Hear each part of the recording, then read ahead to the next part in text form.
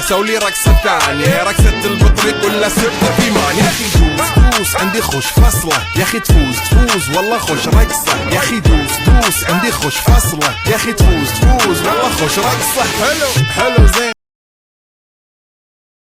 तुम्ही तर माझ्या ह्या एपिसोड सीझन 1 च्या एपिसोड मध्ये तुमचं स्वागत आहे. तर मी आज तुम्हाला माझी स्टोरी टाइम सांगणार आहे. 28 एप्रिलला माझा बर्थडे होता, तर त्यासाठी मी वणीगड, त्र्यंबकेश्वर, ब्रह्मगडवर गेले होते. तर या सगळ्याचा व्लॉग पण मी बनवला आणि त्याचसोबत मी तुम्हाला ती स्टोरी पण सांगणार आहे की आम्ही कसं एन्जॉय केलं. स्टोरी सकट सांगणार आहे. तर त्याला 27 एप्रिल 2026 ला माझा 28 एप्रिलला माझा बर्थडे होता. 27 एप्रिलला आम्ही घरातून 8:30च्या दरम्यान, टायमिंग 8:30चा ठरला होता, पण आम्हाला निघायला आवरुस्तवर 9-9:30 वाजून गेले. सगळे पॅकिंग झालेली आहे. मी पण केस वगैरे व्यवस्थित बांधले. तिथं जाऊन मी डोकं धुणार आहे. पॅकिंग वगैरे झाली. आता 5-10 मिनिटात निघतोय. तर निघताना मी शूट करेल. आम्ही नगरला पोहोचलो. माझ्या बहिणींना आम्ही पिक केलं. मग त्याच्यानंतर आम्ही थेट निघालो नाशिकला, वणीगडला. मग तिथं पोहोचल्यावर आम्ही जवळ 5-5:30च्या दरम्यान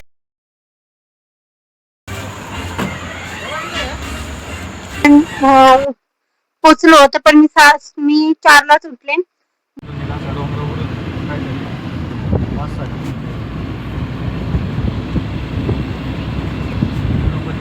12ला झोपले, कारण बर्थडे केक कापायला तर पाहिजेलच होतं. मग असं पप्पांनी केक आणला होता, पिस्ता फ्लेवर. मला पिस्ता फ्लेवर खूप जास्त आवडतो, त्याचा केक आणला होता. मग त्याच्यानंतर आम्ही झोपलो. मग माझ्या बहिणी आम्ही 4 वाजता उठलो. आम्ही नजारा पाहिलं, वणीगडचा व्ह्यू पाहिला. खूप सुंदर व्ह्यू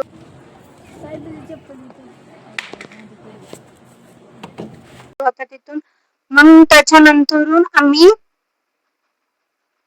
इस सज्जन को क्या तकलीफ है भाई, क्या तकलीफ है इनको. तर आवरून वगैरे माझं झालंय. आंघोळ वगैरे करून सगळं मध्ये त्याचा व्ह्यू दाखवतो तुम्हाला.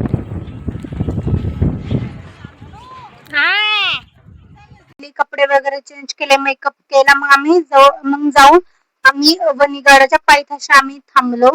तिथून आम्ही वणीगड चढलो. खूप गर्दी होती, खूप पाय दुखत होते. पण जवळजवळ 500 होत्या शिड्या होत्या वर जायच्या. खाली यायच्या पण तेवढ्याच, वर जायच्या पण तेवढ्याच. मग आम्ही चढलो. पाय पण खूप दुखत होते जाऊन पण खूप गर्दी होती. मग सप्तशृंगी आईचं दर्शन घेतलं, पाय वगैरे पडले. खूप छान मूर्ती होती सप्तशृंगी आईची. खूप छान मूर्ती होती. खूप छान वाटलं ते पाहून. मग आम्ही खाली उतरलो. मग जेवण वगैरे केलं. वणीगडच्या जायच्या आधीच आम्ही नाश्ता वगैरे केला. त्याच्यानंतर वर गेल्यावर मग आम्ही पाय वगैरे पडलो. मग खाली आलो.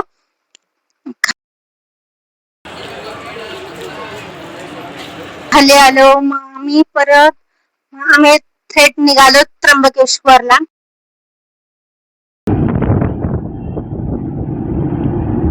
मग त्र्यंबकेश्वरला पोहोचलो. जरा आराम केला, रूम वगैरे बुक केली, आराम केला, फ्रेश वगैरे झाला. अर्धा 1 तास आम्ही फ्रेश झालो. मग 7-7:30च्या दरम्यान आम्ही त्र्यंबकेश्वरच्या मंदिरात गेलो.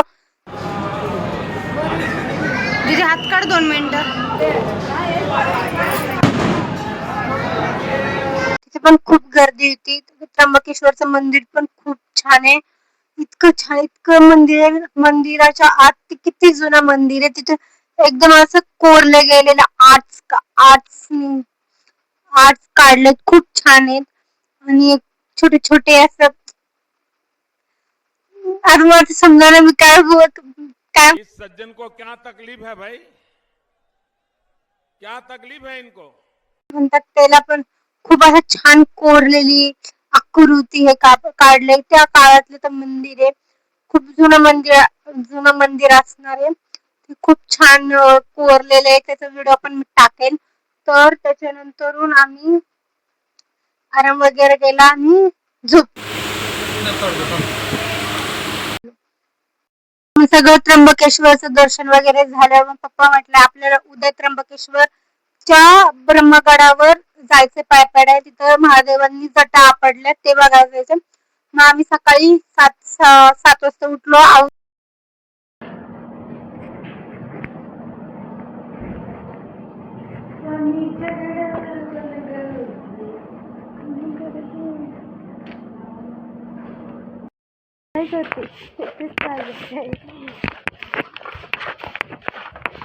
आठ वाजले. मग 8 वाजता आम्ही ब्रह्मगडाच्या पायथ्याशी थांबलो आणि चढत गेलो. खूप मोठा तो पर्वत होता. आमची सगळ्यांची पार वाट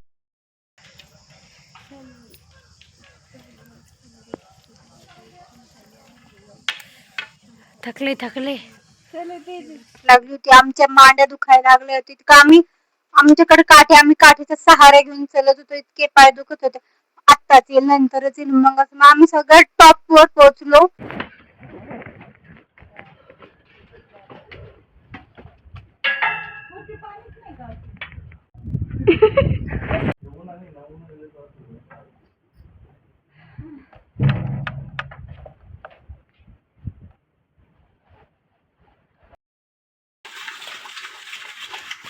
बर्फ नसेल ना?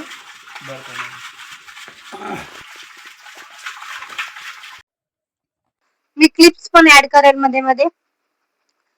पोचलो, वर पोचलो. मग तिथून एकदम डोंगराच्या टॉप वर पोचलो. मग तिथून कळलं की अजून खाली, असं खाली इथं आम्ही पोहोचलो.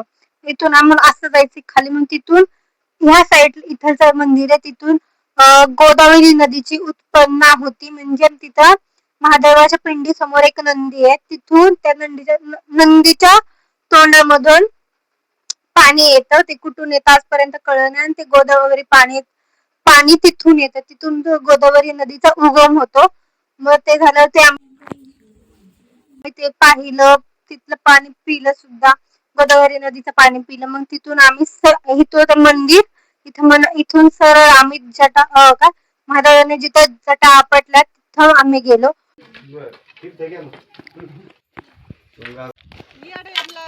नाही का डोंगर प्रदक्षिणा मारताना तेव्हा पण असं मांडलेले. तुम्हाला वाटतं ना, इतके छान, इतके सुंदर, इतके मोठा जट्टा,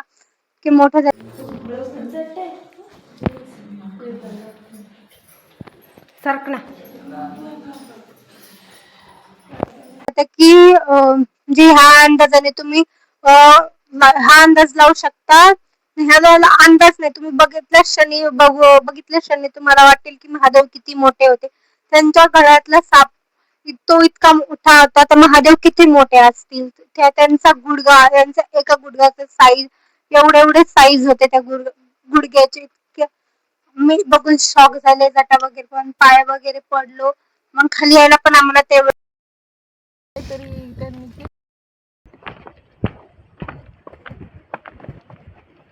थोडाच वेळ लागला. आम्ही असे थांबत आलो. आणि वर जाताना माकडं सुद्धा होती.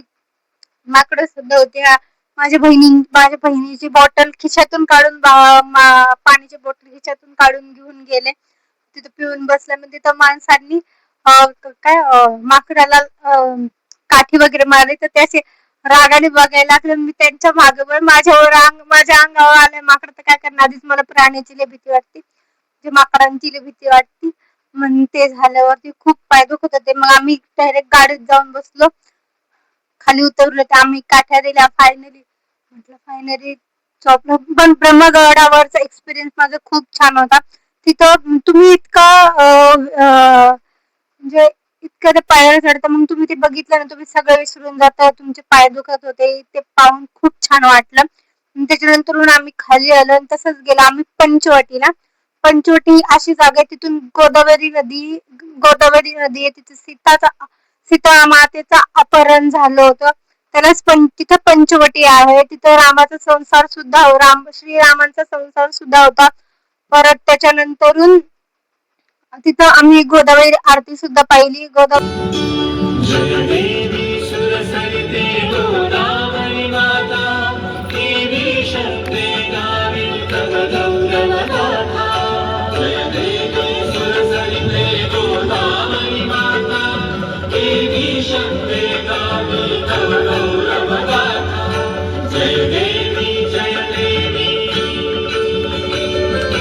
ब्रह्माचल सुरवर जगदीशे अनुग्रहिणा पावन धारा ये मुन गिरिवर कहि भरना स्वर्गीय उदके भूवर सर्गच अवतरना प्रवाह कल्याणार्थे अविरत आत्मविना जय देवी सुरसरिते वगैरे आरतीची क्लिप पण मी टाकेल. मग तिथं थोडे सेशन्स केलं की श्वास घ्या सोडा, श्वास घ्या सोडा. तिथं आम्हाला सांगितलं गेलं की असं करा. तिथून 7:30 7:30 दरम्यान तिथं गोदावरी आरती चालू झाली. ती पाहून पण खूप छान वाटलं. खूप खूप पाय पण खूप दुखत होते, पण जेव्हा ती गोदावरी आरती आम्ही ऐकली त्यावेळेस माझा पाय पूर्ण दुखायचा राहिला. हा माझ्यासाठी चांगला एक्सपिरियन्स होता गोदावरी.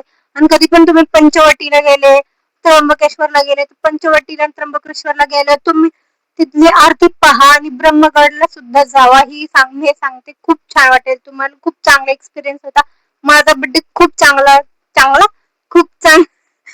चांगला माझा बर्थडे गेला. मला खूप आवडले की माझी खूप दिवसापासून इच्छा होती की मी बनीगडला जावा, त्र्यंबकेश्वरला जावा.